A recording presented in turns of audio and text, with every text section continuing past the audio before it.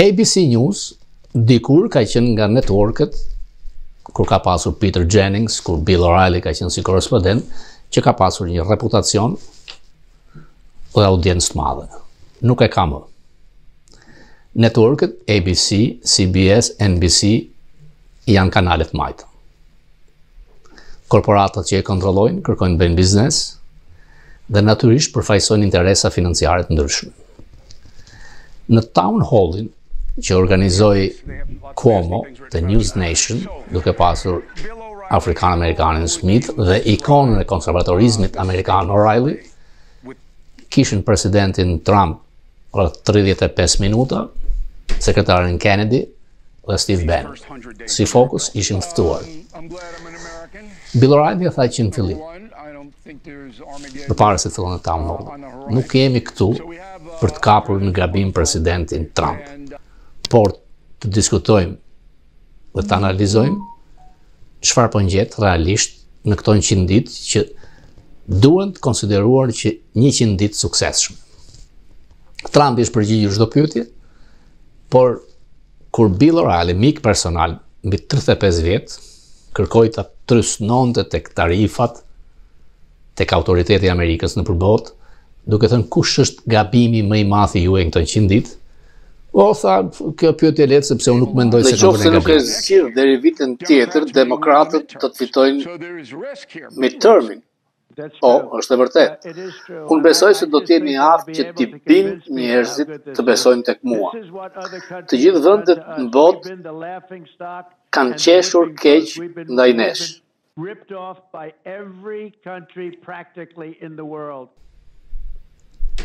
Pra, kjo është natyra e presidentit Trump. Ai është hedhur në sulm sepse pollet kanë nxjerrë që Amerikanët e aprovojnë nga 39 deri në 40% politikën e presidentit Trump, por Trump ka drejt kur thotë që ju me pollet tuaja merrni më shumë demokrat në pyetje se sa republikanë. Dhe nëse ti do të marrësh më shumë demokrat, siç është e vërtetuar me New York Times, me Reuters, dihet që do të kalojë, sepse dihet Trump fitoi 77 milion vota. Ata që votuan për Trump nuk deklarohen nëpër pollet kundër tij. Është fakt, ja kam thënë disa herë, njerëzit besojnë atë që duan besojnë. And you look at him, John McLaughlin, who's the most respected pollster, said I'm at 50-55. John McLaughlin është nga më të respektuarit tek pollsterët, dhe ai më nxjerr mua 50 deri në 55%. Ai thotë se këto polle janë falso. New York Post, ABC, ata parashikuan se unë do të humbja në Wisconsin me 17 pikë dhe nuk doli. Thuajse 60% e amerikanëve mendojnë se vendi po shkon drejt rrugës gabuar. Shumica ka frikë nga recesioni dhe nga inflacioni, por një shumicë e madhe amerikanëve mendojnë që Amerika duhet të ketë një parti të tretë. 40% of Americans want one. Only 17% say the two-party system is a... All right, they're paying me to be the bouncer here. Bill O'Reilly thotë se unë nuk do të lejoj sulme personale dhe fjalor që përdoret në Facebook. Do të marrim informacion nga presidenti Trump. Presidentin Trump unë e njoh prej 35 vitesh. Shpesh ai më pëlqen mua, shpesh jo, sepse unë them mendimin tim. Gjithashtu unë jam historian. Kjo që po realizon presidenti Trump krahasohet me George Washington, çka ai bëri në 100 ditët e para të tij. Në 100 ditët e para, asnjë president nuk është orvatur të bëjë më shumë se çfarë bër presidenti Trump. The second one, number 2, is George Washington. Today is the anniversary of his inauguration. Mr. President, can you hear me all right? Yes, I can. Okay. So, a series of rough polls this week. Zoti president, disa polle kundër aprovimit ndaj jush, si e proceson ti këtë? A prekeni ju nga këto shifra që ti nuk pret që ti kishe kështu? Well, first of all, they're fake polls, and if you take a look at the polls, they interviewed more, and for the most part, they interviewed more Democrats than they did Republicans, which is ridiculous. Janë polle fake. Ata po të shikosh më shumë marrin pollet demokratë se republikanë. Ndaj dalin ashtu. said I'm at 50, 55, and maybe even higher than that. And he said that these polls are largely fake.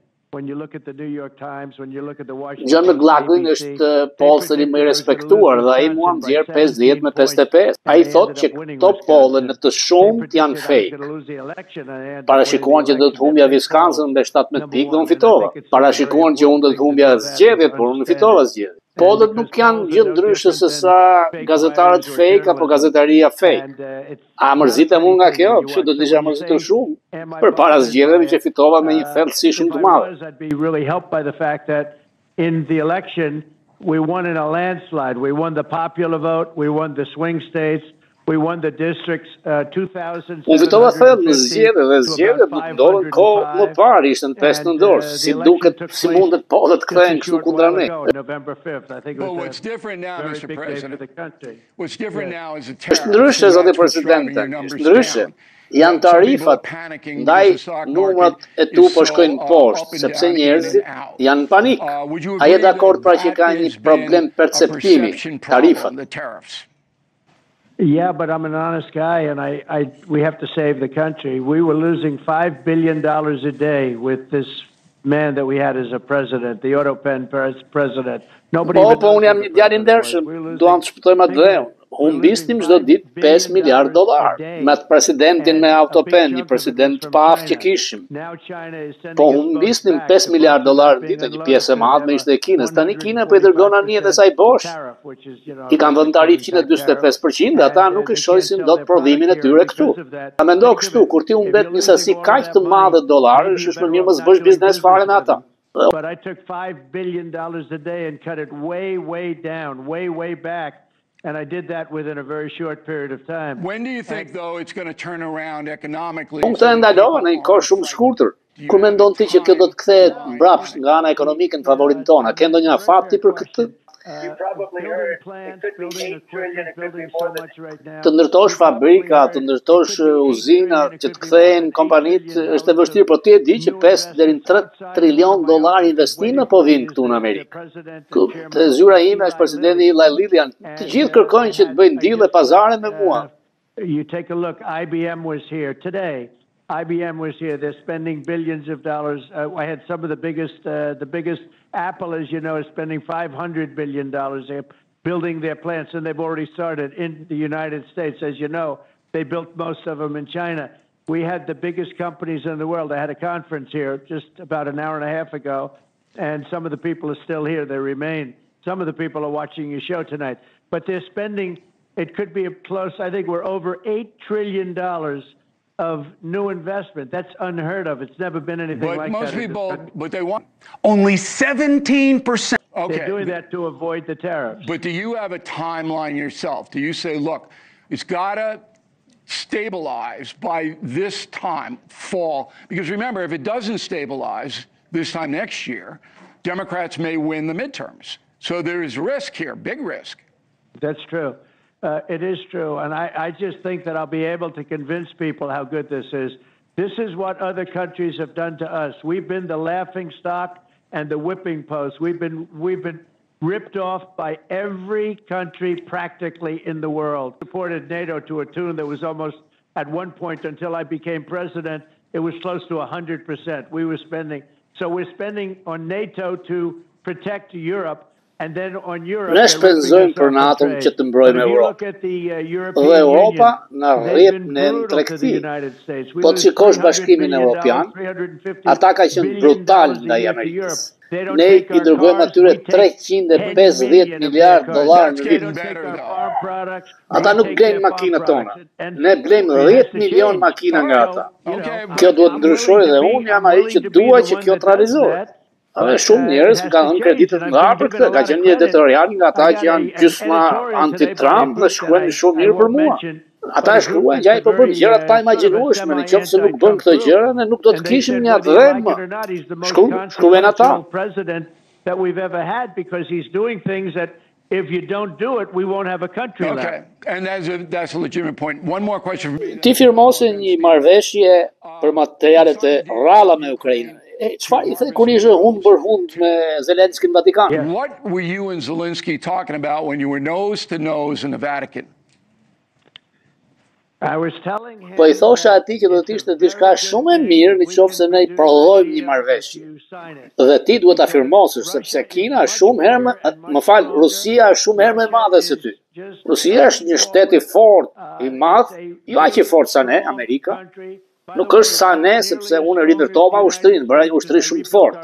Por shumë nga këto armatimet I falen në Afganistan, sepse ju e dini kishim një president inkompetent. Ai nuk duhet kishte qenë kur president. Patëm dikë president që firmosin të tjerët për të, nuk e dim se kush firmoste. Ne kemi një ushtri shumë të madhe, unë hodha në tokë ISIS-in për 2 javë. And the weakness of the military. We have a great military. I knocked out ISIS in 3 weeks. All right, well, you got the deal. Atë një pazar me Zelenskën, kjo do të thotë që Amerika do të ketë një prezencë në Ukrainë apo jo? In Ukraine, is that going to inhibit Putin, do you think?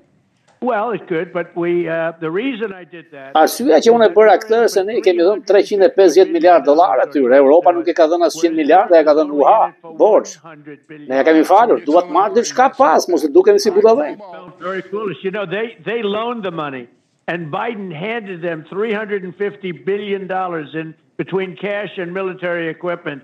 350, we got nothing, and I felt very foolish being the head of the... Ndaj u thash, ato materialet e rrallë do t'i marrim ne, se keni shumë, kuptoni? Pra firmosim një pazar që ne do të marrim prapë shumë herë më shumë se sa 350 miliard dollar që ne shpenzuam atje. They have things that a lot of places don't have. It's a big asset that they have, and we made a deal today where we get, much more in theory than the $350 billion, but I wanted to... Unë nuk dua që të dukesh budalla. Fundit dukesh lufta ime, është lufta e Bidenit dhe Obamës. Arsyeja që dua ta ndaloj këtë luftë se ata humbasin 5.000 vet djem të rinj çdo javë të vrarë nga të dyja palët. 5.000 qenie njerëzore. Every single week, on average, Russian and Ukrainian. They're not American, but they're human beings, and it's so sad to see it. So I want to stop the war. Let's get Cuomo. Kudo në Shqipëri. Është fakt, ja kam thënë disa herë, njerëzit besojnë atë që duan besojnë. Trump kryen një kundër revolucion. Revolucion ishte ai krautmajt, radikalëve të majt. I suksesshëm absolut në mbylljen e kufirit. Ai thot 99.99%, por Bill O'Reilly thot 95%. Biden thoshte që nuk kryet. Kjo është kryer. Wokizmi, stop. DI, zyrat që favorizonin me kota falas në për zyra rëndësie dhe për universitete janë mbyllur. Sulmet ndaj Harvardit kanë bazë reale. Dhe Trump thot pse duhet japim miliardë dollar në vend se t'i japim njerëzve, po t'i japim Harvardit që nxit wokizmin e majt. 94 deri 95%. Parë ku ki qenë komentator sportive djeti dhe Bill O'Reilly thotë s'ka ndryshuar fare, është I njëjti njeri. Steven mund të kandidojë për president për demokratët. Trumpi e di. Tina dhe tarifa agresive, ke kërkuar të shkurtosh shpenzimet, por shumë kritik thonë që ti në mënyrë jo proporcionale dëmton klasën e mesme dhe të varfër dhe favorizon të pasurit. Many critics say these policies disproportionately impact lower-income Americans. How do you address concerns that your economic policies primarily benefit wealthy Americans while harming working-class Americans? It actually creates jobs for the middle income. It's going to be better for the middle income. Në fakt, unë krijoj punë për njerëzit me të ardhura mesatare. Do të shpëtoj atë dhe unë tonë, sepse ne do të bëhemi të pasur përsëri. Është e pabesueshme se sa shumë para ne humbasim në tregti. Ata bën ndaj nesh për vite me radhë atë që bëj unë tani ndaj tyre. Ndalojnë makinat tona, prodhimet tona, thonë donë të shesësh Ford, ndërto fabrikën e Fordit tek ne. Pra, ju duhet vinin Kinë të ndërtoni fabrikat ose në kombet e Europës. Ne nuk na lë. Ne faktikisht nuk shesim asnjë lloj makine në Kinë. Nuk shesim asnjë makinë Europë dhe Europa shet me miliona makina europiane këtu. Nuk blejnë prodhimet tona bujqësore, prodhime fantastike. Ndërsa ne marrim makinat e tyre, produktet bujqësore të tyre, çdo gjë. Një tregti e pandershme. Ne humbim miliarda miliarda $. Ka ardhur koha që populli amerikan të mbrohet nga dikush që e di se çfarë po bëj. Unë e di se çfarë po bëj. Billions and billions of dollars, hundreds of billions of dollars, and it's not fair. And it's time for the American people to be properly protected by somebody that knows what he's doing. And I know what I'm doing perfectly. It's a little complicated subject. I've got to explain it. I've got to have people that can explain it.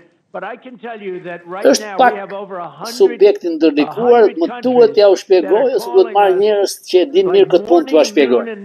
Por t'ju them kaq, janë 100 vende që na marrin telefon mëngjes, drek dhe darkë duke na u lutur që të bëjmë marrëveshje. Ne jemi në pozita shumë të mira të forcës dhe do të bëjmë marrëveshje të mëdha.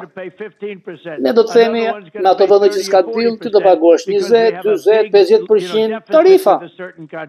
They're going to pay 30, 40, 50, 60%. So we'll just set those deals. I could set those deals tomorrow and do away with negotiating, but we're negotiating with South Korea, we're negotiating with Japan, we're negotiating with a lot of different, many, India is a very big... Po bëjmë marrëveshje me Korenë e Jugut, po bëjmë marrëveshje me Japoninë, po bëjmë marrëveshje me Indinë. India është shumë vend i madh. Nuk do të kishte bërë kur India marrëveshje me Biden, e kupton? Me ne po na luten, aman që le të bëjmë marrëveshje. Nëse mos isha sjellur unë nga gjashtë, s'kishe për të pasur kur marrëveshje. India është rasti tipik, nuk do bënte kur me Biden. India është kombi që ka tarifa më të mëdha në botë. Po na coptonte, po sille shumë keq. Tani po na marrin telefon, të lutem, të bëjmë marrëveshje. Unë di që ju keni një marrëveshje me Korenë e Jugut, Japoninë dhe Indinë, kur do ta bëni publike, sepse kjo do të ndikojë shumë, do të rritën shoqet. Janë marrëveshje potenciale, por unë nuk ngutem kaq shumë sa ju. Merr kohë. Ne me ulur në karrike, presim, ne nuk kemi nevojë për ata kanë nevojë për ne që të bëjnë marrëveshje. Por pollet janë nervoza, ma.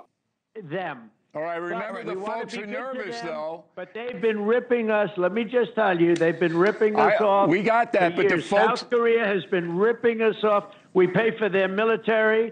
Europa po na rrep. Ne paguajmë për ushtrinë e tyre. Në mandatin e parë ata paguan shumë, ne akoma paguajmë për ata. Ata nuk blejnë makinat tona, ne blejmë makinat e tyre. Më mirë merremi vesh me armiq sesa me këta që kemi miq aleat. Kur të bësh lajmërimin, sto që do të rritën. Le të presim, nuk bëhet me njëherë.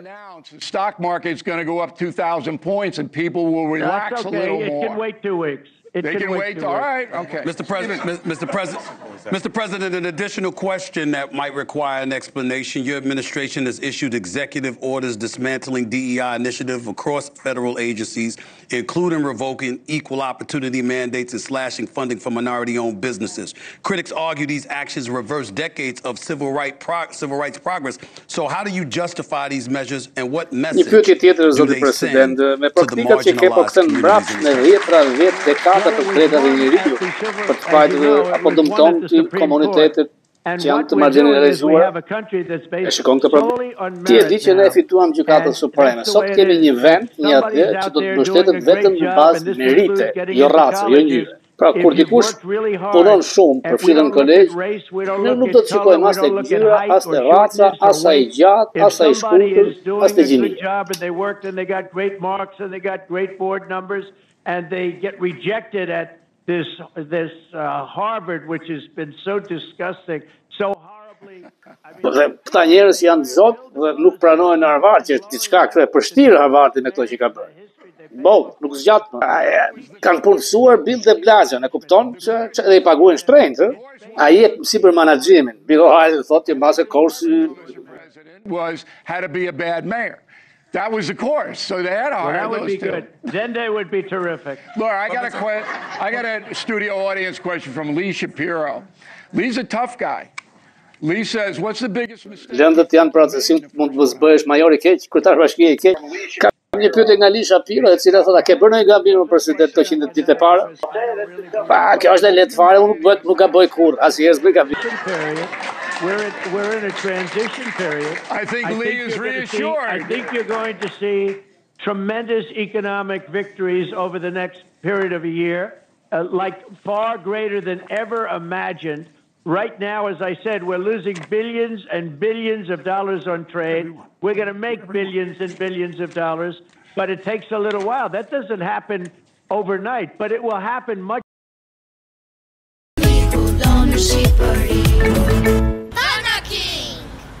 në Shqipëri.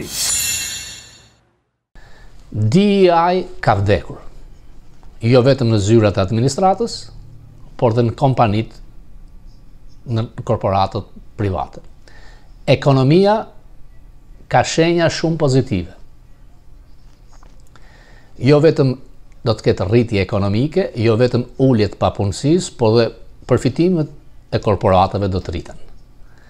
Pra, Trump është duke kryer një kundër revolucion, ndaj revolucionit të majtës, është më shkundës se sa Reagani kur i dha një jump të madh ekonomisë dhe fitoi luftën e dytë, luftën e ftohtë. Pra, siç i tha dhe Bill O'Reilly, unë e di se çfarë po bëj. Prisni, kanë kaluar vetëm 100 ditë.